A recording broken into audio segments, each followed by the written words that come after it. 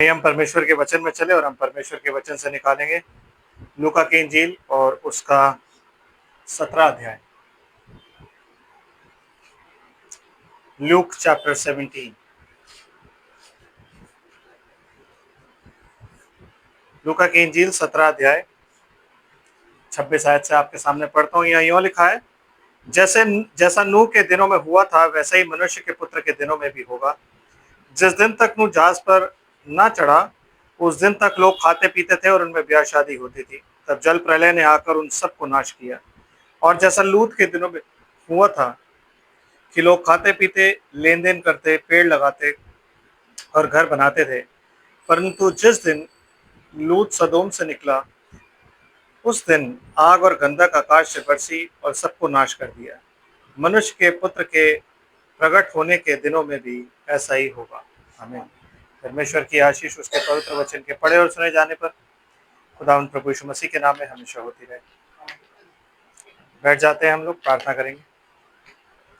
स्वर्ग और पृथ्वी के मालिक, हम तेरे चरणों में हैं, तेरा धन्यवाद करते हैं तेरी सारी आशीष और बरकतों के लिए प्रभु जी, और आज की शाम के लिए प्रभु जी, गीतों के लिए जो तूने हमें दिए हमने गाए मेरे प्रभु। और अब प्रभु जी जबकि तेरे वचन पर हम फेलोशिप करने के लिए प्रभु जी यहाँ पे एकत्रित हुए, खुदावन तू होने दे, तेरा वचन है प्रभु जी, तू ही प्रभु जी इसको बांट अपनी रीति के अनुसार। प्रभु तेरा वचन कहता है रीति के अनुसार तू जाता था और वचन पढ़ता था, रीति के अनुसार तू मेरे प्रभु जी रोटी तोड़ता था, सब कुछ तू रीति के अनुसार करता था। वो अपनी उस रीति के अनुसार आज इस रोटी को तोड़ और बांट, ताकि मेरे खुदावन ये खाएं और खा के बल हासिल करें मेरे प्रभु जी, और तेरी ओर से वो न्यूट्रिशन पाए प्रभु जी जो तूने हमारे लिए रखा है प्रभु। हम तेरे पुत्र की पहचान में बढ़े पिता परमेश्वर, हम तुझसे जीवन पाने आए हैं प्रभु जी, वो जीवन हमें दे प्रभु, और बहुतायत का जीवन दे प्रभु। तेरे ही सामर्थ्य हाथों में सुपुर्द करता हूँ प्रभु, तेरा अनुग्रह बना रहे प्रभु जी, वचन के पढ़े और सुने जाने पर खुदावन प्रभु यीशु मसीह के नाम में बहुतायत से आशीष दे प्रभु। और होने दे मेरे प्रभु जी, जब यहाँ से बोला जाए तो प्रभु जी वो कोई इंसान ना बोले प्रभु, वरन तेरा आत्मा बात करे प्रभु, ताकि सुनने वाले जो हैं उनके मेरे प्रभु जी हृदयों में तेरी आवाज़ जाके बस जाए मेरे प्रभु जी। और खुदावन वो जो वचन है वो अच्छी भूमि पर गिरे मेरे प्रभु जी, और मेरे प्रभु जी फल लाए, 100 गुना फल लाए। सब कुछ तेरे हाथों में सुपुर्द करता हूँ। सुनने वालों के हृदय को और कानों को डेडिकेट कर प्रभु यीशु मसीह के नाम में प्रभु जी, और बोलने वालों के होठों को प्रभु ब्लेस कर मेरे प्रभु। अपनी वेदी के शोलों से छू मेरे प्रभु जी, क्योंकि तू भली बात ही जानता है कि ये होठ कैसे हैं प्रभु जी। मेरे खुदावंद यशायाह ने बिल्कुल सही फरमाया कि अशुद्ध होठ वाला मनुष्य हूँ मैं प्रभु जी। खुदावंद इसलिए अशुद्ध होठ वाला मनुष्य है प्रभु जी हम, और इन होठों से पता नहीं ना जाने क्या क्या निकलता है। तो पिता होने दे कि तेरी आत्मा इन होठों को छुए मेरे प्रभु जी, ताकि खुदावंद ये होठ तेरे वचन को कहने के लायक हो सके। इसलिए सब कुछ तेरे हाथों में सुपुर्द करते हुए सारा आदर महिमा धन्यवाद तुझे देते हैं पिता, और प्रार्थना करते हैं कि प्रभु तू अपने वचन को प्रभु यीशु मसीह के नाम में शेयर कर मेरे खुदावंद। इस प्रार्थना को धन्यवाद के साथ आपके प्यारे बेटे यीशु मसीह के नाम से मांगते हैं, दया से सुने और ग्रहण करें। आमीन। Praise the Lord. तो बैठ जाइए आप। हमने लास्ट टाइम जब बातचीत करी थी तो हम बात कर रहे थे नूह के दिनों के बारे में। आमीन। बाइबल कहती है जैसे नूह के दिन थे वैसे ही मनुष्य के पुत्र के भी दिन होंगे। आमीन। मतलब नोआज डेज और सन ऑफ मैन, ये दोनों के जो दिन हैं ये एक जैसे होंगे। आमीन। अब जब बाइबल आप पढ़ते हो तो बाइबल में ना वो चीजें आपके पास लिख दी जाती हैं जो जिनसे कि आप समझो कि यार खुदा ना हमसे दुनियावी बात कर। आमीन। क्योंकि यीशु मसीह जब नूह के दिनों के बारे में बताता है तो वो क्या कहता है लूका के 17 अध्याय में। ब्रदर थोड़ा सा पढ़ दीजिए प्लीज, क्या लिखा है वहां। जी। जैसा नूह के दिनों में हुआ था वैसा ही मनुष्य के पुत्र के दिनों में भी होगा। जी। जिस दिन तक नूह जहाज पर ना चढ़ा हाँ जी। उस दिन तक लोग खाते पीते थे और उनमें ब्याह शादी होती थी। जी। तब जल प्रलय ने आकर उन सबको नाश किया। अब मुझे एक चीज बताओ कि ये जो खाना पीना है, ये ब्याह शादियां हैं, क्या ये गलत बात है? आमीन। सो जब यीशु मसीह दुनिया से बात कर रहा है तो वो दुनिया की ही बात कर रहा है, लेकिन इस बात का एक और पहलू है। और वो पहलू क्या है कि जैसे नूह के दिनों में लोग जो थे वो ये कर रहे थे। आमीन। लेकिन परमेश्वर के पुत्र क्या कर रहे थे जिसकी वजह से परमेश्वर ने इस पृथ्वी को नाश करने के लिए सोचा कि मैं इस पृथ्वी को नाश कर दूं, है ना? क्योंकि ये तो लोगों का जिक्र है कि लोग जो थे वो शादी ब्याह कर रहे थे, आमीन। लोग ये सारे काम कर रहे थे, लेकिन जो परमेश्वर के पुत्र थे वो क्या कर रहे थे? क्योंकि हमारे लिए ये जानना जरूरी है, क्योंकि वो जब समय आएगा तो जल प्रलय ने आके जब तक उन जिस दिन तक नूह जहाज पर ना चढ़ा उस दिन तक लोग खाते पीते थे। हाँ, और उनमें ब्याह शादी होती थी। मतलब दो चीजें हो रही थी। जिस दिन तक नूह जहाज पर नहीं चढ़ा उस वक्त तक लोग, जितने भी लोग थे वो क्या कर रहे थे? उनमें शादी ब्याह हो रही खाते पीते थे और उनमें ब्याह शादी होती थी। थी, आमीन। और तब जल प्रलय ने आकर उन सबको नाश किया। क्यों? द पॉइंट इज क्यों? और अगर आज के दिन मनुष्य के पुत्र के दिन है, सन ऑफ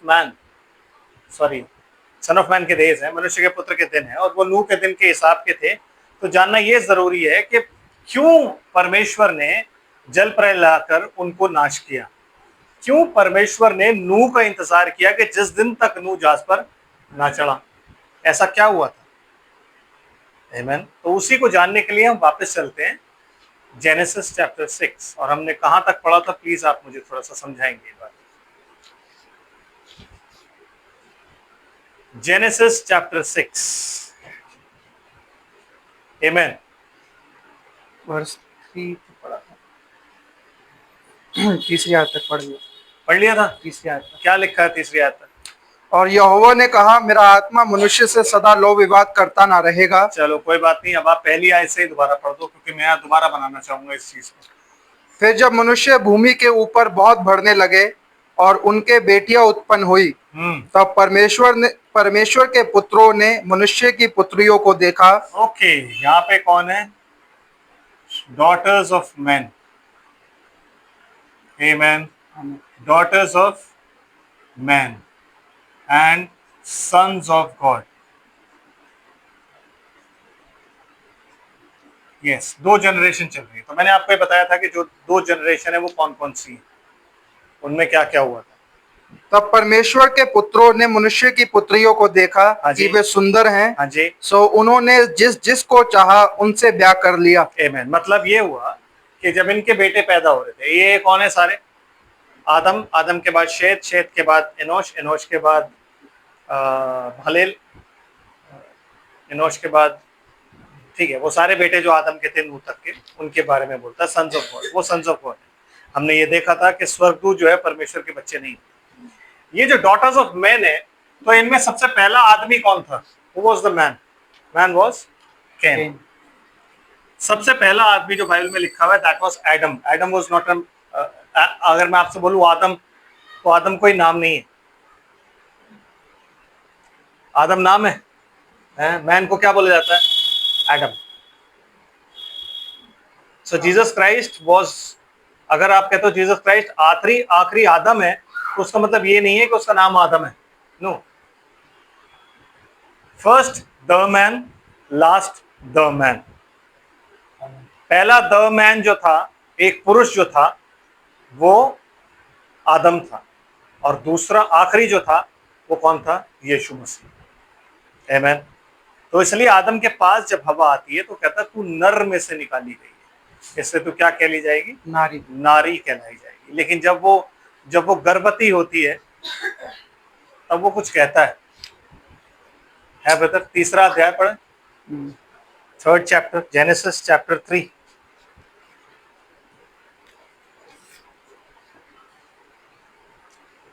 ओके, चलिए जेनेसिस चैप्टर 3 में हम बाद में आते हैं। पहले मैं आपको थोड़ा सा यही एक्सप्लेन कर, जेनेसिस चैप्टर 3 में आना है अभी। But the point is, Bible कहती है कि परमेश्वर के पुत्रों ने मनुष्यों की पुत्रियों को क्या किया? देखा। सबसे जो भयंकर बात जो थी यहाँ पे वो क्या थी? देखना। When they saw, आमीन, कि परमेश्वर के पुत्र ने क्या किया? देखा, आमीन। देखना कोई बुरी बात नहीं है कि नहीं? देखना कोई बुरी बात नहीं है, लेकिन जिस देखने की बात परमेश्वर कह रहा है वो बात कुछ और है। तो उस बात को सही तरीके से समझने के लिए हम चलते हैं जेनेसिस चैप्टर 3। ब्रदर, उत्पत्ति 3 अध्याय पहली पहली आयत से। यहोवा परमेश्वर ने जितने बैनले पशु बनाए थे उन सब में सर्प धूर्त था। यस। और उसने स्त्री से कहा, क्या मतलब सच? सर्प एक ऐसा जानवर था जो कि चौपाया था और सबसे कनिंग था। He was closest to human being. आमीन। आदमी के बहुत करीब था, एक ऐसा जानवर जो बात कर सकता है। सर्प सांप नहीं था, प्लीज। सांप वो कब बना है? जब उसे श्राप दिया है खुदा ने, आपके बाद लेकिन उससे पहले वो क्या था? सर्प। समझ रहे हैं? तो आप ये नहीं कह सकते कि सर्प वो जो है संस्कृत का वर्ड है और सांप जो है हिंदी का वर्ड है। नो, इंग्लिश में बोलते हैं सर्पेंट एंड स्नेक, ये दोनों अलग अलग चीजें। तो जो सर्पेंट है, सर्पेंट जो है वो 4 पैरों पे चल सकता है, 2 पैरों पे चल सकता है, खड़ा हो सकता है, बात कर सकता है। आमीन। ये सारी क्वालिटीज उसमें पाई जाती है, ठीक है। और परमेश्वर ने जितने बनैले पशु, बनैले पशु का मतलब क्या होता है? अगर परमेश्वर ने इसे सांप बनाया होता जो रेंगता है, तो बाइबल क्या कहती? परमेश्वर ने जितने रेंगने वाले जंतु बनाए थे उनमें सर्प सबसे ज्यादा धूर्त था, ये लिखा होता। लेकिन बनैला पशु कौन होता है? जो 4 पैरों पर चलता है।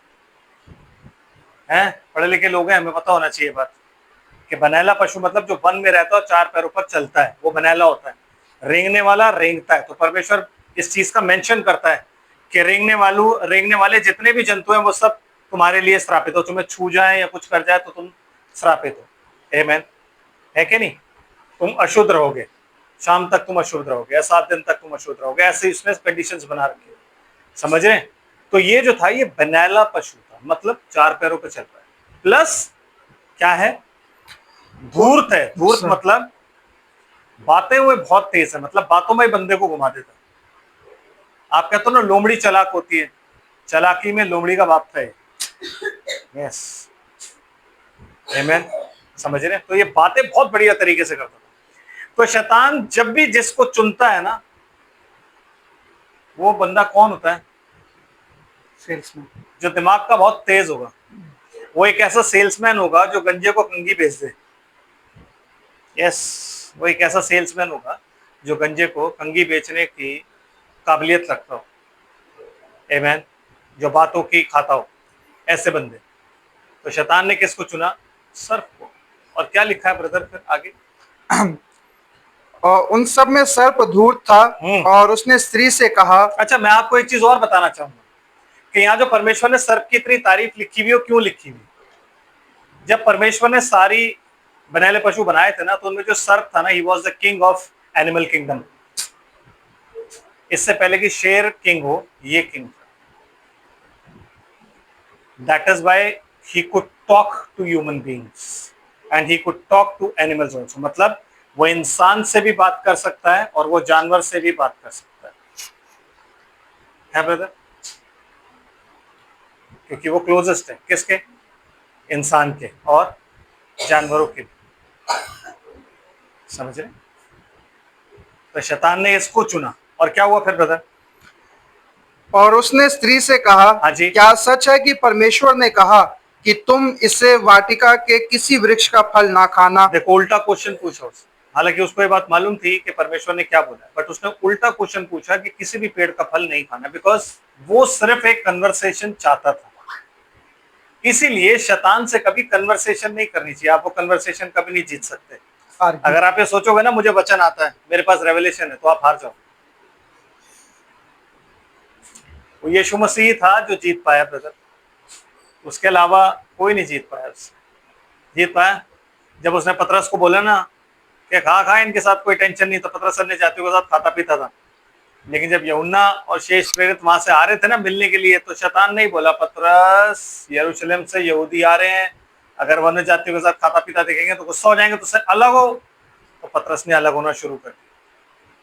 आपको पता नहीं है वो कैसे ब्रेन वॉश करता है, आपको पता नहीं है वो कैसे समझाता है। आमीन। समझ रहे? उसके पास हर एक अल्फाज है आपको मूव करने का, आपको हिलाने का, आपको हटाने का, हर एक अल्फाज पाया जाता है। आमीन। तो क्या कहता है वो ब्रदर? और उसने स्त्री से कहा, क्या सच है कि परमेश्वर ने कहा कि तुम इस वाटिका के किसी वृक्ष का फल ना खाना? जी। स्त्री ने सर्प से कहा, इस वाटिका के वृक्षों के फल हम खा सकते हैं, पर जो वृक्ष वाटिका के बीच में है उसके फल के विषय में परमेश्वर ने कहा है कि ना तो तुम उसको खाना और ना उसको छूना, नहीं तो मर जाओगे। मर जाओगे। अब यहाँ पे एक और क्वेश्चन आता है कि उस वाटिका में दो पेड़ थे। एक पेड़ कौन सा था? जीवन का वृक्ष। एक पेड़ था ट्री ऑफ लाइफ, जिसे आप कहते हो जीवन का वृक्ष। आमेन। तो अगर मैं आपसे पूछूं कि ये ट्री ऑफ लाइफ कौन था, तो आप क्या बताओगे मुझे? कौन है? कौन है जीवन का वृक्ष? कौन है? Yeshu Masih. God bless you. ये सब जानते हैं, ये किसी को बताने की जरूरत नहीं। आमेन। तो ये ट्री ऑफ लाइफ कौन हो गया? यीशु मसीह। आमेन। और एक और ट्री है। कौन सा ट्री है वो? Tree of knowledge of good and evil, भले और बुरे के ज्ञान का वृक्ष। Knowledge of good and evil. और ये जो है, ये किसका पेड़ है? ये सेब का पेड़ है, एप्पल। क्योंकि भाई उन्होंने एप्पल खाया था, इसलिए वो लोग दोनों गिर गए। तो जब कभी भी आप सेब का बाग देखो तो बोलो ये tree of knowledge of good and evil है। आमेन। तो परमेश्वर को अपनी क्रिएशन नहीं आती, इसलिए उसने क्या किया? एक ट्री तो उसने स्पिरिचुअल बनाया, जो उसने बोल दिया जीसस क्राइस्ट, और दूसरा उसने सेब का पेड़ लगा दिया। है कि नहीं? ओ ब्रदर, समझ रहे हैं? ये भी स्पिरिचुअल है।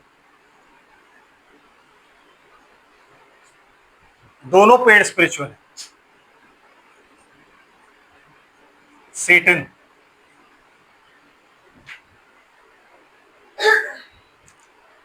सेटन वचन विरोधी, एंटी क्राइस्ट, सबसे पहला वचन विरोधी, परमेश्वर के वचन का विरोध कर रहा है, खड़े होकर उन्हें समझा रहा है कि जो तुम्हें बोला गया वो गलत चीज है।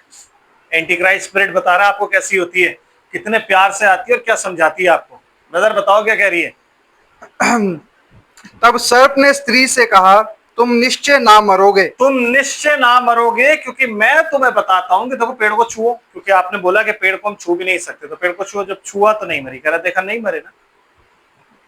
अब क्योंकि हवा के पास पूरा रेवलेशन नहीं था तो वो गिर गई। आदम के पास पूरा रेवलेशन था तो उसने आदम को कभी गिराने की कोशिश नहीं करी, बिकॉज ही न्यू कि आदम को मैं कभी भी नहीं गिरा पाऊंगा, क्योंकि आदम जो था वो खुदा का बेटा था। आमेन। और आप किसी भी खुदा के बेटे को, इसलिए कहता है जो परमेश्वर से जन्मा है वो पाप नहीं कर सकता ब्रदर। और पाप क्या होता है? परमेश्वर के वचन पर अविश्वास करना। तो हव्वा ने क्या किया? वहां पे परमेश्वर के वचन पर अविश्वास किया। जब उसने क्या बोला? तुम निश्चय ना मरोगे, और परमेश्वर ने क्या कहा था? तुम उसी दिन मर जाओगे। आमेन। तो उसने क्या किया? उसने उस वचन पर अविश्वास किया। और फिर ब्रदर अगला स्टेप क्या था उसका? वरन परमेश्वर आप जानता है। तो इससे पहले कि वो फिजिकली गिरती, वो स्पिरिचुअली गिर गई। मतलब उसने अपने मन में शैतान के वचन को बैठा लिया। तो इससे पहले कि आप शारीरिक रूप से गिरो या शारीरिक रूप से जब आप बैकस्लाइड हो जाओ, उससे पहले आप आत्मिक रूप से अपने हृदय में ही बैकस्लाइड होते हो। तभी यीशु मसीह कहता है कि जो कुछ भी पेट में जाता है वो मनुष्य को अशुद्ध नहीं करता। तो जब आप कहते हो उन्होंने वहां पे सेब खाया था, तो वो अशुद्ध नहीं किया था उन्होंने उसको। आमेन। क्योंकि यीशु मसीह क्या कह रहा है? जो कुछ भी मनुष्य के पेट में जा रहा है वो संडास से निकल जा रहा है। तो एप्पल खाया था तो निकल गया पॉटी में, वो अशुद्ध नहीं कर सकता। आमेन। लेकिन जो कुछ मन से निकलता है वो अशुद्ध करता है। कुचिंता, कुदृष्टि, कुविचार, जितने भी कुकू कुकू लगते हैं ना, वो सारे के सारे यहां से जब निकलते हैं तो वो बंदे को, एक मनुष्य को अशुद्ध करते हैं। तो हवा का क्या हुआ? हवा ने जैसे उस वचन को रिसीव किया ना, तो सबसे पहला उसके मन का कुविचार क्या था? है परमेश्वर ने मुझे झूठ बोल दिया, ये कितनी गलत बात है बताओ। आदम को बताऊंगी मैं, देखो तुम्हारे पापा ने कितनी गलती करी, हमसे झूठ बोलते हैं। यस, क्योंकि तुम्हारे पापा नहीं चाहते कि हम सुखी रहें। दैट्स द नेचर ब्रदर, है कि नहीं? That's the nature. तुम्हारे पापा नहीं चाहते कि हम सुखी रहें। झूठ बोला उन्होंने हमसे। और किसने बताया? शैतान ने बताया, सर्प ने बताया। आमेन। और सर्प का इतना ही काम था, बताना। और उसके बाद क्या हो गया? वरन परमेश्वर आप जानता है कि Yes. जिस दिन तुम उसका फल खाओगे उसी दिन तुम्हारी आंखें खुल जाएंगी तुम्हारी आंखें खुल जाएंगी और तुम भले बुरे का ज्ञान पाकर परमेश्वर के तुम ये तुल्य हो जान लोगे जाओगे। कि हम नंगे हैं, क्योंकि परमेश्वर जानता है तुम नंगे हो, लेकिन तुम्हें बता नहीं रहा है कि तुम नंगे हो। नहीं तो सबसे पहले परमेश्वर तुम्हें बताना चाहिए था, आदम ओ, जैसे हम करते हैं ना, बच्चा बड़ा और होता है तो सबसे पहले बच्चे को कौन बताता है वो नंगा है? हम ही तो बताते हैं, हाँ करके, शेम शेम पपी शेम, हम ही तो करते हैं। हम ही तो बोलते हैं जब बच्चा फोन उठाता है और किसी से आपने बात ना करनी हो तो आप ही तो बच्चे को कहते हैं बोल दे पापा नहीं है घर पे। तो पहला झूठ भी हम ही सिखा रहे हैं, सारी शिक्षाएं हम ही दे रहे हैं, और फिर बाद में जब बच्चा बहुत झूठा हो जाता है कहते हैं यार कितना झूठा हो गया यार, ये किस पे गया है, किस पे, हमें ये नहीं पता होता। ट्रेनिंग करने वाले हम ही लोग, वो ट्रेनिंग हमने। तो खुदा ने उनको नहीं बताया कि तुम नंगे हो, क्योंकि खुदा की नजर में वो नंगे थे ही नहीं। खुदा की नजर में नंगा कौन है?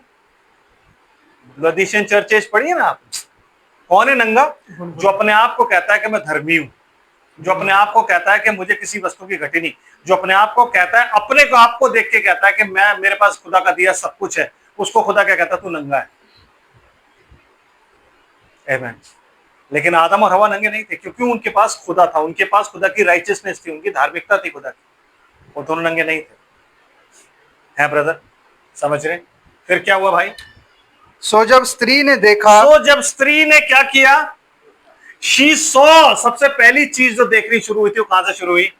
और सबसे पहली चीज जैसी देखी गई तो वहां पे बंदा गिर गया। आमीन। तो स्त्री ने क्या देखा? कि उस वृक्ष का फल खाने में अच्छा और देखने में मनभाऊ, और देखने मतलब आंखों को देखने में प्लेजेंट, इट गिव्स प्लेजर। बिल्कुल वैसे ही जैसे इन लोगों ने इनकी बेटियों को देखा तो वो देखने में मनभाऊ थी, है कि नहीं? देखने में मनभाऊ थी, मतलब उनके मन को भा गई, प्लेजर मिली देख के उनको। आमीन। और ब्रदर, और बुद्धि देने के लिए चाहने योग्य भी है। यस, बुद्धि देने के लिए, क्योंकि यहाँ के जितने भी लड़के थे वो सारे कौन थे? अब्राहम जैसे। अब्राहम पता है ना आपको कैसा था? लूत ने जब अब्राहम को बोला कि भाई अब हम एक साथ नहीं रह सकते क्योंकि हमारी बहुत ज्यादा बढ़ोतरी हो गई, हम एक साथ नहीं रह पाएंगे, तो अब्राहम ने क्या बोला? ठीक है, पूरा देश तेरे सामने है, तू इधर जाएगा मैं उधर जाऊंगा, तू उधर जाएगा मैं इधर जाऊंगा। आमीन। समझ रहे कि नहीं? हालांकि हक किसका था? अब्राहम का, कि वो बांटे, because he was the father, उसने लूत को पाला था।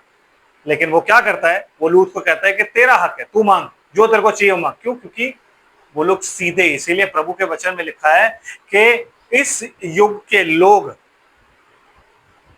राज्य की संतानों से ज्यादा समझदार हैं।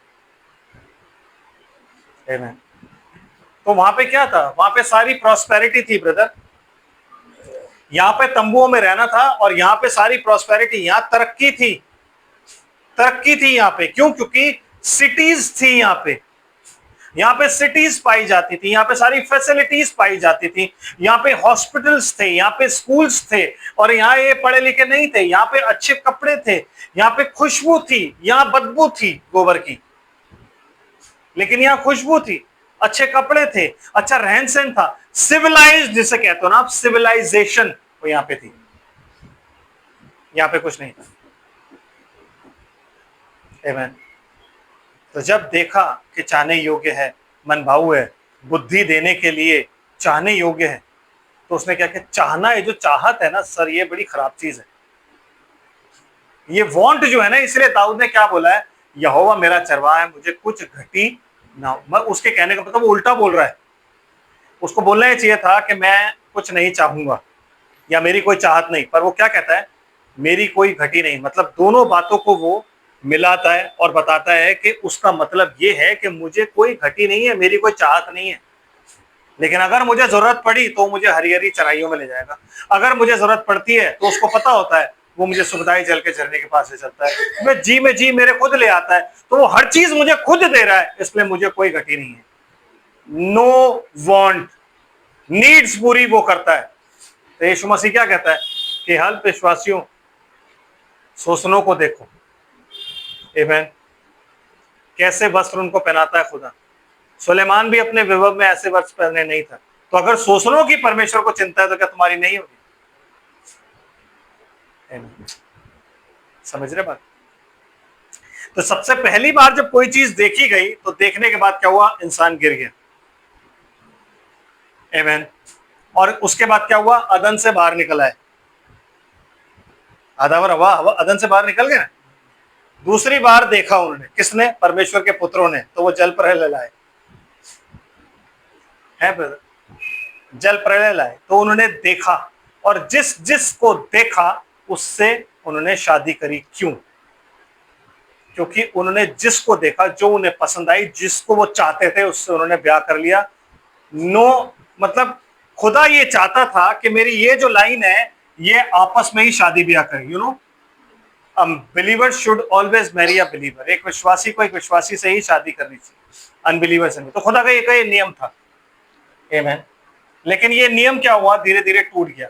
तो उन्होंने क्या किया? खुदा की चाहत से बढ़ के अपनी चाहत को रखा, है कि नहीं? उनको जो जो वो चाहते थे उन्होंने वो किया। वो ये चाहते थे कि मुझे ये करना, उन्होंने वो किया। वो चाहते थे, वो अच्छी लगी, वो चाहते थे, वो किया। आमीन। तो जब खुदा ने देखा कि यार मेरी चाहत इनकी चाहत से बढ़ के हो गई है, तो खुदा ने कहा अब इसे डिस्ट्रॉय करना रह गया। क्यों? क्योंकि इंसान जो कुछ भी सोचता है वो गलत सोचता है। तो इंसान क्या सोच रहा था? इंसान जब भी किसी लड़की को देखता था जो इस साइड की थी, मनुष्य की पुत्रियां थी, तो वो गलत सोचता था अपने मन में। आमीन। तो मन में क्या सोचता था? व्यभिचार। तो पहला व्यभिचार उन्होंने क्या किया? मन में। दूसरा व्यभिचार उन्होंने क्या किया? शरीर में। तो उन्होंने अपने जो बॉडी ऑफ इन लड़कों की जो बॉडी थी, जो खुदा का टेंपल था, जो खुदा का मंदिर था, उसे दूषित करना शुरू कर दिया। बाकी सब गुनाह जो तुम करते हो वो तुम्हारी देह के बाहर होते हैं। व्यभिचार एक ऐसा गुनाह होता है जो तुम्हारी देह के अंदर होता है। आमीन। जेनेसिस चैप्टर 6 कहां छोड़ा था? 3rd verse. पढ़िए। और यहोवा ने कहा, मेरा आत्मा मनुष्य से सदा लो विवाद करता ना रहेगा। क्योंकि जितने भी प्रॉफिट्स आए, जितने भी लोग आए, उससे पहले एनोश था, वो घर वाले जो थे ना वो समझाते रहे कि बेटा ऐसा मत करो, बेटे ऐसा मत करो, ऐसा मत करो। समझाते रहे, समझाते रहे, समझाते रहे, लेकिन वो माने नहीं। शिमशोन, पता ना आपको क्या हुआ था शिमशोन के साथ? शिमशोन को जब वो स्त्री पसंद आई, फिलिस्ती, तो उसने अपने घर वालों से कहा मुझे इससे शादी करनी। तो घर वालों ने बोला कि तुझे कोई और कनानी ने, तुझे कोई और इजरायली नहीं मिली जो तू फिलिस्तियों के पास जा रहा है? कर नहीं नहीं, मुझे इससे मुझे इससे क्या, मुझे इससे प्रेम प्रेम है, मुझे इससे प्रीति है। आमीन। ये मुझे भा गई है, मैं इसे चाहता हूं। और क्या हुआ था? उसने देखा था, है कि नहीं? उसने भी देखा था। तो देखने का नतीजा क्या हुआ ब्रदर? आंखें फूट गई। पहले देखने से क्या हुआ? सबसे पहला जो देखा क्या हुआ? जल प्रलय आया और सब नाश कर गया। दूसरे देखने से क्या हुआ? आंखें फूट गई। है ब्रदर? आंखें फूट गई। एक और इंसान था जिसने देखा, दाऊद नाम था उसका, उसने भी देखा। आमीन। पर जब उसने देखा और देखने के अनुसार, क्योंकि वो चाह गया उस चीज को, और उसने देखने के अनुसार जब कर्म किया, तो परमेश्वर कहता है ये तलवार ना तेरे खानदान पर लटकी रहेगी। प्रॉमिस तो है, लेकिन तलवार तेरे खानदान पर लटकी रहेगी। समझ रहे नहीं? तो यीशु मसीह कहते हैं, गौर से सुनो कि तुम क्या सुनते हो, लेकिन मैं आपको समझाना चाहता हूं कि गौर से देखो कि क्या देखते हो। आमीन। क्योंकि जो चीज आप देखते हो ना उसको आप भूलते नहीं हो, आपकी मेमोरी में बैठती है। अगर आपने बचपन में भी कुछ देखा होगा ना वो आपको याद होगा। तो अगर आप छोटे होंगे, अगर आप कोई आदमी आपको बचपन में आप मिले होंगे और आपको याद बड़ा होके वो मिलता है, तो आपने वो आपको बोलेगा याद आया वहां मिले थे, याद आया। तो आप उसकी आवाज से नहीं याद करते, आप उसके चेहरे से याद करते। तो हाँ हाँ मुझे याद आया, आप तो बहुत बदल गए। सिनेरियो। यस, वो चीजें आपके मेमोरी में रहती है ब्रदर, है कि नहीं? यही रीजन था कि यीशु मसीह जब इस पृथ्वी पर आए तो उन्होंने क्या बोला? मत्ती की इंजील उसका 5 अध्याय में ब्रदर जरा पढ़ के सुनाइए मुझे प्लीज।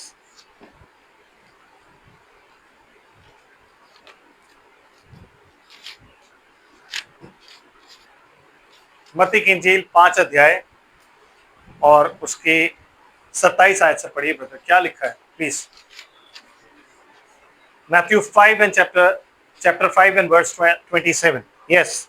तुम सुन चुके हो कि कहा गया था कि व्यभिचार ना करना। हाँ जी, तुमने ये व्यवस्था में सुना है कि व्यभिचार ना करना, और आप ये सब जानते हो कि व्यवस्था की जो 10 बातें हैं उनमें से क्या बातें थी? तू किसी की बीवी का लालच नहीं करना। तो आप कैसे करोगे उसका लालच? देख के। तू किसी के घर का लालच मत करना। तू किसी की किसी भी चीज का लालच मत करना। आप कैसे करोगे? देख के, सुन के कभी नहीं करोगे। आमीन। तो क्या कहता है ब्रदर यीशु मसीह? तुम सुन चुके हो कि कहा गया था कि व्यभिचार ना करना, जी। परंतु मैं तुमसे यह कहता हूं कि जो कोई किसी स्त्री पर कुदृष्टि डाले। दृष्टि डाले मतलब यीशु मसीह ने ये 100 का जो कनेक्शन था इसे काट दिया है। इससे पहले तक क्रूर दृष्टि डाली जाती थी, इससे पहले तक सब कुछ होता था। एली के लड़के जो थे वो सारे काम गलत करते थे, वो बेचारी जो औरतें काम करती थी उनको उठा उठा के ले जाते थे। यस, लेकिन यीशु मसीह आया और उसने आके सब कुछ कट कर दिया और उसे क्या बोला? कोई जो कुदृष्टि डाले मतलब you can not even see now. क्यों? क्योंकि पहला युग जो था वो देखने की वजह से नाश हुआ। हव्वा जो थी वो देखने की वजह से गिरी गई, और यीशु मसीह जब आया तो उसे बात मालूम थी कि देखने की वजह से ये सब लोग गिर जाते हैं। आमीन। तो मैं तुमसे कहता हूं कि तुम कुदृष्टि तुम में से कोई डाले तो उसने डर बैठा दिया ना ब्रदर। वो कहते हैं, लोग कहते हैं कि वो लॉ को तोड़ने आया, तो तोड़ने नहीं आया, तो लॉ को डिफिकल्ट और मुश्किल बनाने आया था। अभी तक फिजिकल लॉ था, अब वो लॉ को स्पिरिचुअल बनाने आया था, है कि नहीं? चलो भाई हम फिजिकल नहीं कर रहे, देख तो सकते हैं। उसने कहा नहीं ब्रदर, आप दृष्टि भी नहीं डाल सकते, क्योंकि अगर आपने दृष्टि डाली तो क्या होगा? कुदृष्टि डाले वह अपने मन में उससे व्यभिचार कर चुका। तो इतना कॉन्फिडेंटली यीशु मसीह ने बोल कैसे दिया कि अगर कोई कुदृष्टि डाले तो सोचो उसने अपने मन में व्यभिचार कर लिया? कोई तो होगा ऐसा जिसपे यीशु मसीह को कॉन्फिडेंस होगा, जिसने ऐसा काम ना किया हो। तो वो कौन था कि जिसने ऐसा काम नहीं किया? इकलौता एक आदमी जिसने 500 साल तक शादी नहीं करी, नोआ। समझे? एक पूरी दुनिया में एक आदमी ऐसा था, जब ये सारे बेटे गिर रहे थे वो खड़ा हुआ था, वो कहता भाई मैं नहीं करूंगा। बाय द टाइम नोआ जब बड़ा हुआ तो एक भी इस लाइन में लड़की नहीं रह गई थी, क्योंकि यहाँ की लड़कियों को ये लोग प्यारे थे, तो कोई लड़की नहीं रह गई थी। आमीन। तो जब यहां कोई नहीं लड़की रह गई और नोहा बड़ा हो गया तो उसने कहा मैं शादी नहीं करूंगा। तो वही एक ऐसा आदमी था जो इस पूरी दुनिया में इन लड़कियों को देखता भी नहीं था। आमीन। देखता भी नहीं था। चाहे कितनी भी बढ़िया मिस इंडिया, चाहे कितनी बढ़िया मिस यूनिवर्स की, कितनी बढ़िया मिस कोई भी कुछ भी क्यों ना हो, he never used to look, no। कोई कुदृष्टि वो डाल ही नहीं सकता था, क्योंकि अब उसने अपनी देह को पता क्या कर रखा था? कंसेक्रेट। कंसेक्रेट का मतलब होता है अपनी देह को पवित्र रखना अपने खुदा की सेवा के लिए। आमीन। तब खुदा आपको इस्तेमाल करता है जब आप अपनी देह को पवित्र रखते हो। तो इसलिए नोआ ने 500 साल तक शादी, और उसने सोच लिया था कि मैं शादी करूंगा ही। जब खुदा ने उसको बोला ना बेटा तुमको शादी करनी पड़ेगा, था किससे करूं प्रभु? कोई लड़की नहीं रह गई, कोई प्योर शैतायत नहीं रह गई है। तो खुदा ने कहा शादी तेरे को करनी है। उसने कहा ठीक है तू ही लड़की दे। देन गॉड गेव हिम नामा। इसलिए किसी औरत का नाम नहीं देखोगे आप, उन्हीं स्त्रियों के नाम देखोगे जो नाम जो यूज किए गई हैं स्त्रियां जीनोलॉजी में। तो जब वो कहता हूं उसकी बहन नामा थी, तुबल कैन की बहन कौन थी? नामा। क्यों लिखा गया वहां पे? नामा का तो कोई लेना देना नहीं है, बट नामा वॉज द वाइफ ऑफ नोआ। इसलिए उनसे जो एक बेटा पैदा हुआ वो था हाम। आमीन। जो प्रॉपर सर्पेंट सीड था। और जो दो बेटे पैदा हुए कौन थे? जापेत और शेम। समझ रहे बात को? है प्योर सर्पेंट सीड कौन पैदा हुआ? हाम। प्योर कौन पैदा हुआ? शेम। और एक ऐसा अच्छा बच्चा मॉरली, जापेत। हाँ वो भी जेंटाइल, यस अपोजिट जेंटाइल, वो अलग मैसेज है। अब अभी उससे कहाँ उठा? मैं समझ रहे हैं आप बात को? है तो एक नोहा ऐसा था जिसने कभी नहीं देखा। तो यीशु मसीह को ये बात मालूम थी कि उस युग में ऐसे लोग पाए जाते, एक बंदा ऐसा पाया जाता था जिसने नहीं देखा। आप सोचो, आप अकेले हो इस पृथ्वी पर और आप चारों तरफ देख रहे हो लड़कियां घूम रही हैं और सुंदर सुंदर लड़कियां घूम रही हैं, रिवीलिंग क्लोथ्स पहन के घूम रही हैं, आप बच सकते हो? आप नहीं बच पाते ब्रदर। बट यू नो, आप रैप्चर में कब उठाए जाओगे? जब आपकी कंडीशन ऐसी आ जाएगी कि जब आप देख के भी या कुछ फील नहीं करोगे, तब आप रैप्चर में जाने के लायक हो। बिकॉज आप क्या हो गए हो? होली। तब आप क्या हो गए हो? यीशु मसीह की तरह। क्योंकि यीशु मसीह जब 40 दिन जंगल में था ना, तो ये भी परीक्षा उसके ऊपर आई थी, लेकिन उसे कोई फर्क ही नहीं पड़ा। क्यों? क्योंकि वो पवित्र था, उसने अपने आप को पवित्र रखा हुआ था। हमें अपने आप को पवित्र रखना सीखना है। क्यों? क्योंकि हम नदाब और अबीहू की तरह अपने परमेश्वर को अपवित्र नहीं दिखा सकते। हम नहीं दिखा सकते कि देखो मेरा कैरेक्टर ये है और मैं अपने कैरेक्टर से परमेश्वर को अपवित्र कर रहा हूं। मैं नहीं कर सकता, क्योंकि अगर उसने मुझे याजक चुना है तो मुझे अपने आप को अलग रखना ही रखना है हर हालत में, अपने आप को कंसेक्रेट करना ही करना है हर हालत में, ताकि मेरे जीवन से परमेश्वर को महिमा मिले। समझ रहे हैं बात को? नहीं तो मैं नहीं बच सकता।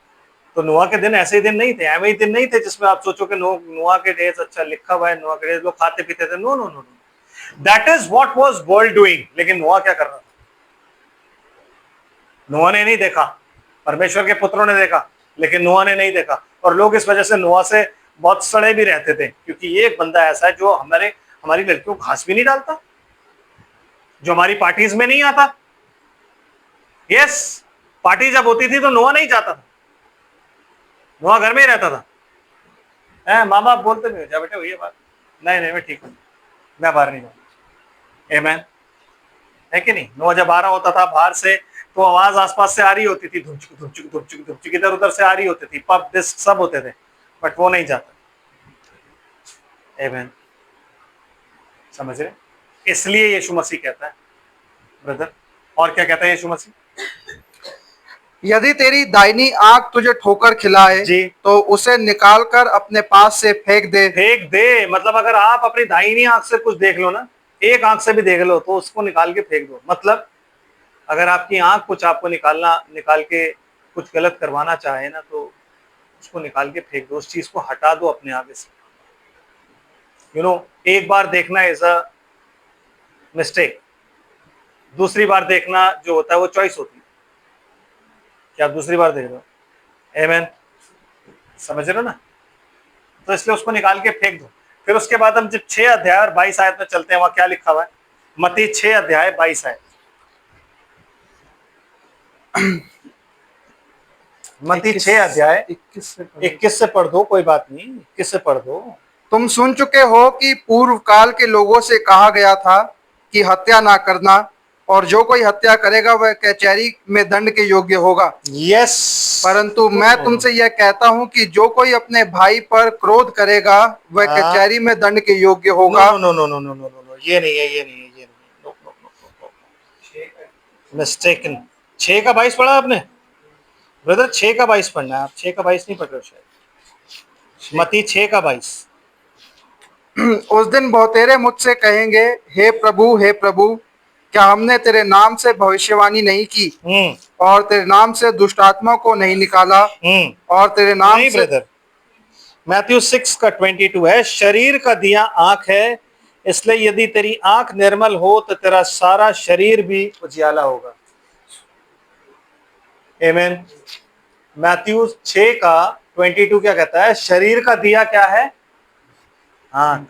मतलब जो चीज आपकी देह को रोशनी देती है वो क्या है? आंख। वो आपकी देह को रोशनी देती है। आमेन। क्यों? क्योंकि आप देख पाते हो।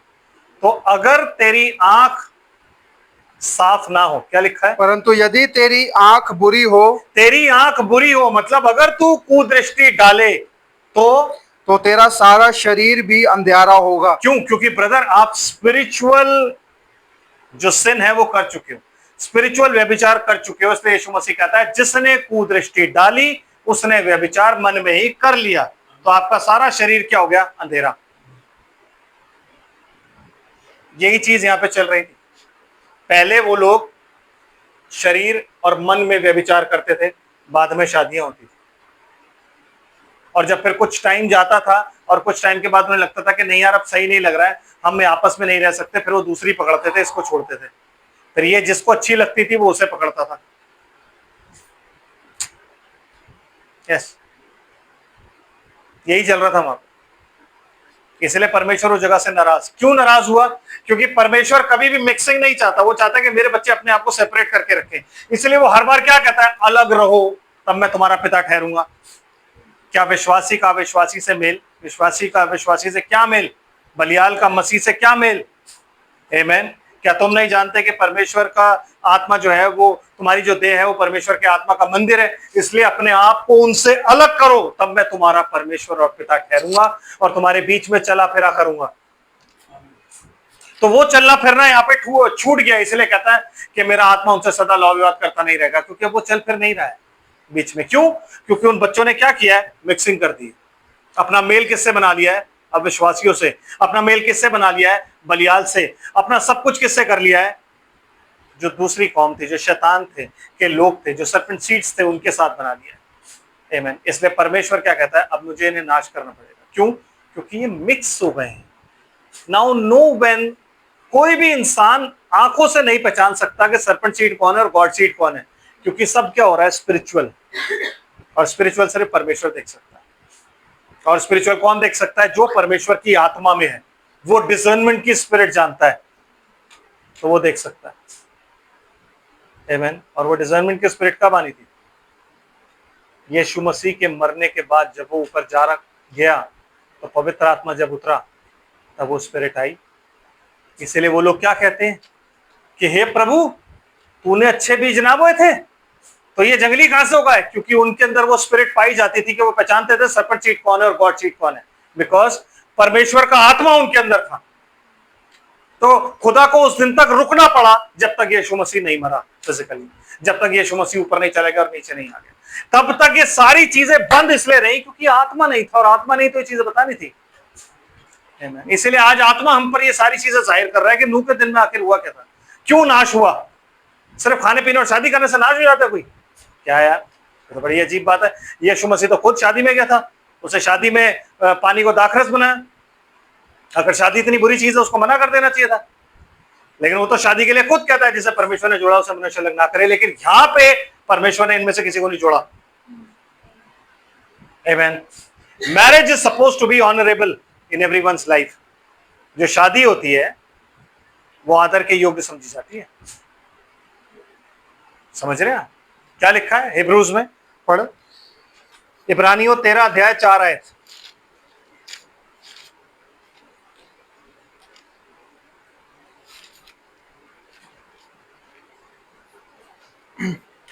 विवाह सब में आदर की बात समझी जाए। यस, विवाह सब में आदर की बात समझी जाए, मतलब जितने भी लोग हैं सब में विवाह जो है वो आदर की बात समझी जाए। और बिछोना निष्कलंक रहे। और बिछौना जो है वो हमेशा निष्कलंक रहे।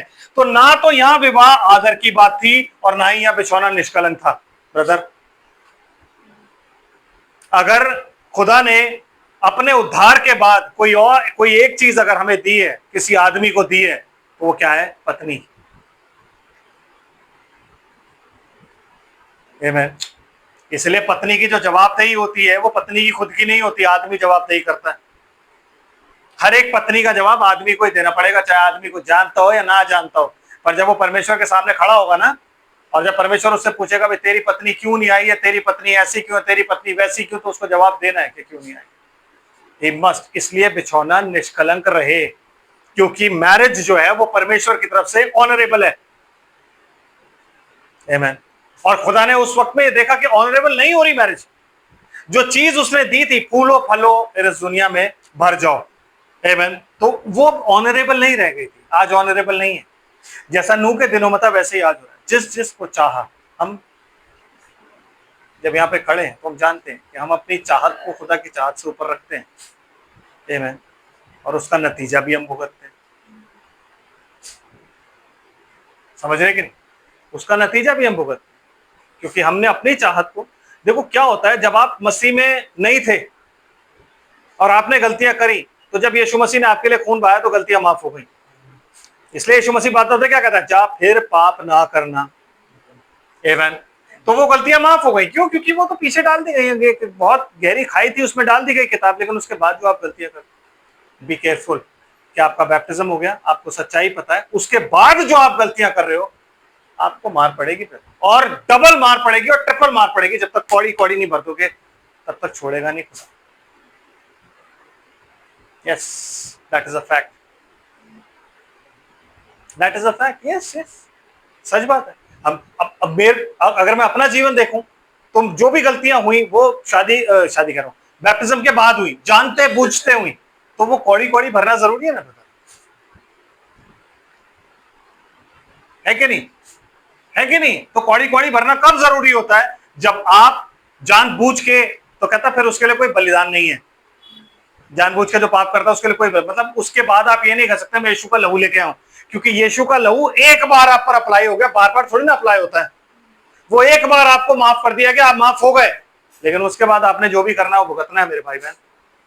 जो कुछ भी हम करेंगे वो हम भुगतेंगे। तो एक बार आप यीशु के लहू के नीचे आ गए, उसके बाद बी केयरफुल, फिर पाप ना करना कि कहीं इससे बड़ी विपत्ति तुझ पर ना आ पड़े। एंड मैरिज इज ऑनरेबल, और वहां पे ऑनरेबल नहीं थी, आज भी ऑनरेबल नहीं है ऑनरेबल नहीं है, ऑनरेबल है कि नहीं? है कि नहीं?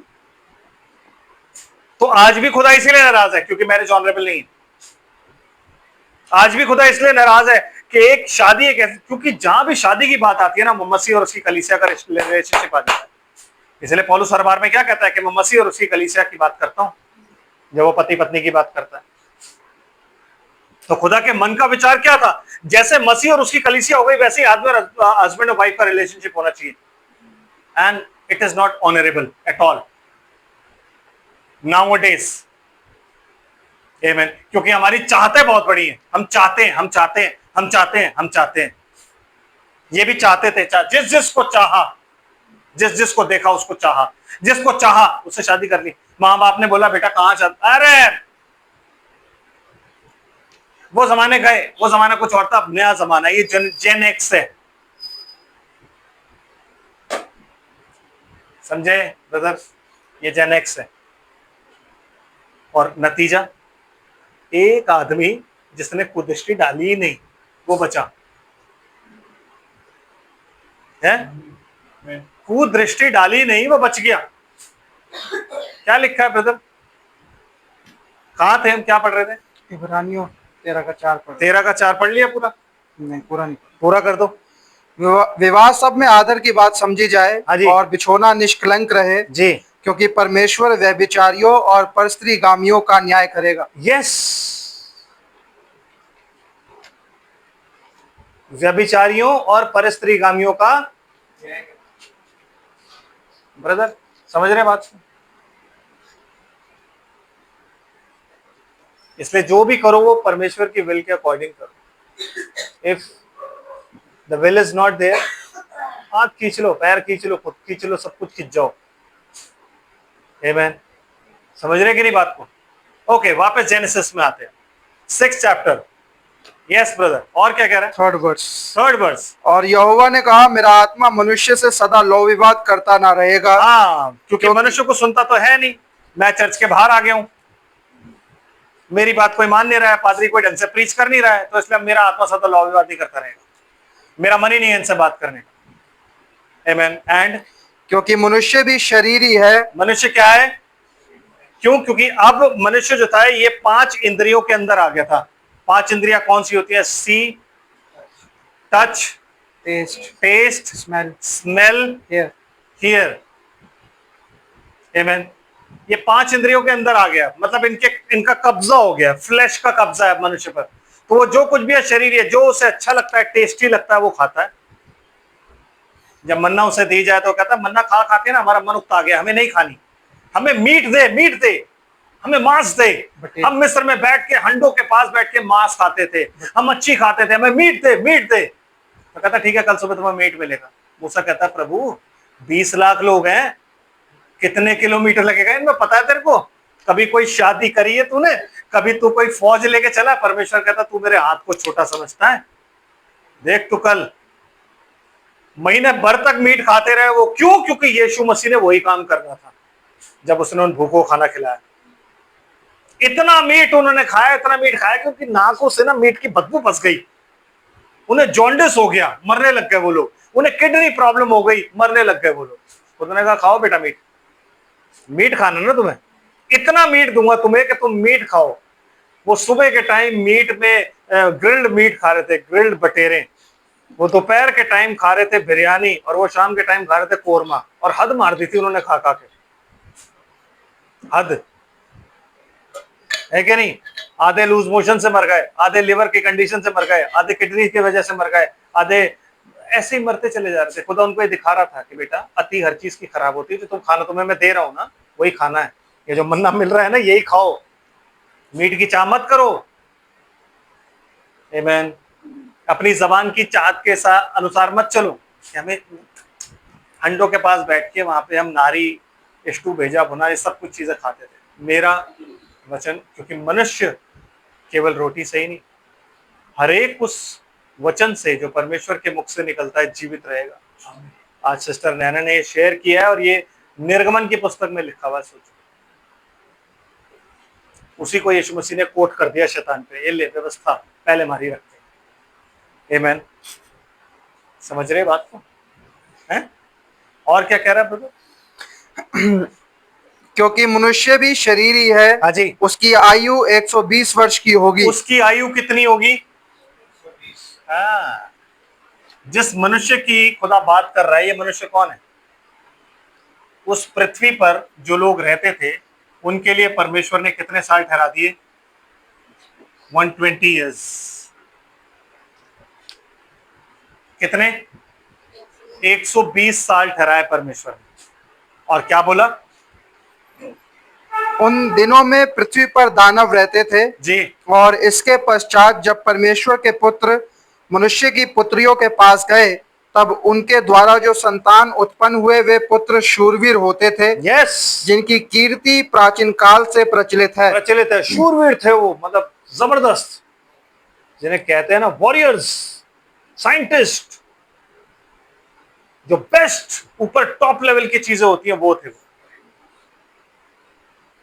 आमीन। और यहोवा ने देखा कि मनुष्यों की बुराई, यहोवा ये देख के भी खुश नहीं हुआ कि जो बच्चे पैदा हो रहे हैं वो शूरवीर हैं, क्योंकि जो वो शूरवीर थे वो फिजिकल और मेंटल शूरवीर थे, स्पिरिचुअल शूरवीर नहीं थे। आमीन। स्पिरिचुअल शूरवीर सिर्फ एक ही था और वो था नोआ। आत्मिक रूप से अगर कोई शूरवीर था तो वो सिर्फ नोआ था। आमीन। क्या लिखा है ब्रदर? और यहोवा ने देखा कि मनुष्यों की बुराई पृथ्वी पर बढ़ गई है, बहुत बढ़ गई है बुराई मनुष्य की। और उनके मन के विचार में जो कुछ उत्पन्न होता है सो निरंतर बुरा ही होता है। निरंतर बुरा ही होता है। अपनी बीवी उन्हें अच्छी नहीं लगती, दूसरे की देखते कहते किस तरह से यार इससे हो जाती ना शादी, मेरी गलती हो गई, मैंने यार बड़ी जल्दी करती शादी करती, इससे कर लेता। यही तो यीशु मसीह कह रहा है, शादी ब्याह होते थे तो मेन प्रॉब्लम ही शादी ब्याह थी। मेन प्रॉब्लम ही शादी ब्याह थी। क्यों? क्योंकि व्यभिचार हो रहा था। अपनी बीवी के साथ जा रहा है, अपनी बीवी के साथ मैकडॉनल्ड में बैठा है, लेकिन नजर दूसरी की बीवी पे है। यार मैंने जल्दी कर दी शादी करने में, इससे कर लेता तो चल कोई बात नहीं, कुछ जुगाड़ लगाता हूँ। यस, इसको छोड़ा, उसको उससे छुड़ाया, उससे शादी कर ली, फिर कोई तीसरी दिखी। ये हो रहा था। तो उनके मन में जो कुछ भी उत्पन्न हो रहा था वो क्या था? बुरा, ईवल। आमीन। और वो ईवल तब हो रहा था जब परमेश्वर के लोग, परमेश्वर के जितने भी पुत्र थे उनको प्रचार करते आ रहे थे कि ऐसा मत करो। तब और यहोवा पृथ्वी पर मनुष्य को बनाने से पछताया, रोया, गलती हो गई मुझसे, मैंने आदमी क्यों बनाया। नो, हाँ जी, नो ब्रदर। बाइबल हिंदी की बाइबल का ट्रांसलेशन गलत है। इंग्लिश की बाइबल कहती है इट रिपेंटेथ। इट रिपेंटेथ का मतलब होता है कि जब उसने मनुष्य को देखा ना ऐसा बने, तो उसने मनुष्य की ओर से अपना मुंह फेर लिया कि अब मेरे को ऐसे बातें नहीं करनी। क्यों? क्योंकि उसने कहा था मैं सदा लौ विवाद ना करूंगा। तो उसने अब क्या किया? मनुष्य से अपना मुंह फेर लिया। क्योंकि आप यही तो कहते हो मन फिराव, मन फिराव का बपतिस्मा, मन फिराओ, रिपेंट। तो मन फिराने का मतलब रोना नहीं होता ब्रदर। वो डिनोमिनेशन में सिखाया जाता है कि आओ पुलपिट पे आओ, उस दिन जितना मर्जी रो, अगले दिन से सेम पाप दोबारा शुरू कर दो। नो, जब आप मन फिराते हो तो उसका मतलब होता है उस पाप से आपने मन फिरा लिया। और फिर आके फिर उस पाप की तरफ आपने दोबारा नहीं देखा। नहीं, मैं ये नहीं कहता कि रोना नहीं चाहिए, रोना चाहिए। अगर जेन्युइनली आप रो रहे हो दैट्स अ डिफरेंट स्टोरी, क्योंकि ऐसी रिपेंटेंस हमने अपनी जवानी में बहुत बार की है। यस, मेरी बाइबल का पहला पन्ना जब आप देखोगे तो उसमें लिखा है 10 जुलाई 1992 को मैंने अपना जीवन प्रभु को दे दिया। क्योंकि मुझे ये सिखाया गया ना, डिनोमिनेशन में हमारी कन्वेंशन थी, यूथ कन्वेंशन, तो वहां पे बोला कौन कौन अपना जीवन प्रभु को देना चाहता है। हमने सबसे पहले हाथ उठा दिया। क्यों? क्योंकि हम आगे बैठते थे, हमारी पूछ ज्यादा थी, हमें पता नहीं था प्रभु को जीवन देना होता क्या है, या प्रभु को जीवन दिया भी जाता है नहीं, क्योंकि जीवन तो उसने दिया है, तो मैं उसको क्या दूं, मैं तो उसे कुछ भी नहीं दे सकता। तो हमने हाथ उठा दिया, तो उन्होंने कहा ठीक है आप सब आ जाओ आगे।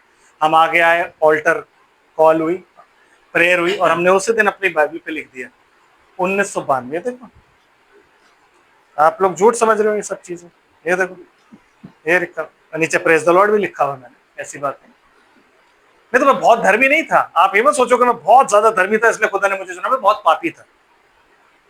यस, मैं कभी भी सेवकाई नहीं करना चाहता। अरे ना कान पकड़ के लेके आया मेरे को सेवकाई करवाने के लिए कि तू कर, तू ही कर। आमीन, समझ रहे बात? आज भी नहीं करना चाहता था। यहाँ प्रीच करते हुए डर लगता है, हाथ पैर कांपते हैं उस वक्त जब अंदर बैठा होता हूँ ना, कि मैं बाहर जाऊंगा तो बोलूंगा क्या, बोलना क्या है, मैं तो ये नहीं पता बोलूं क्या। प्रिपरेशन आप जितनी मर्जी कर लो, यहाँ आके सब उल्टा पुल्टा हो जाता है।